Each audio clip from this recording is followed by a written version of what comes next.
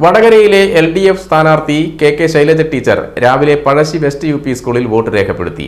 ഭർത്താവ് K ഭാസ്കറിനൊപ്പം എത്തിയാണ് vote ചെയ്തത്. വടകരയിൽ നിന്ന് വലിയ ഭൂരിപക്ഷത്തോടെ വിജയിക്കുമെന്ന് ശൈലജ ടീച്ചർ പറഞ്ഞു. വളരെ ഉയർന്ന പ്രതീക്ഷയാണ്. വളരെ ആവേശകരമായിട്ടുള്ള അനുഭവമായിരുന്നു വടകര പാർലമെന്റ് മണ്ഡലത്തിലെ തെരഞ്ഞെടുപ്പ് പര്യടനം. അതുകൊണ്ട് വലിയ ഭൂരിപക്ഷത്തിൽ അവിടെ ജയിക്കാൻ കഴിയും എന്നുള്ളത് ഉറപ്പാണ്. അതുപോലെ തന്നെ വോട്ട് ജയരാജനാണ്. എങ്ങനെയാണ് ഇവിടുത്തെ വളരെ സന്തോഷത്തോടെ MP ജയരാജന് വോട്ട് ചെയ്തിട്ടുണ്ട്. നല്ല പ്രതീക്ഷയാണ് ജയരാജന്റെ കാര്യത്തിലുള്ളത്.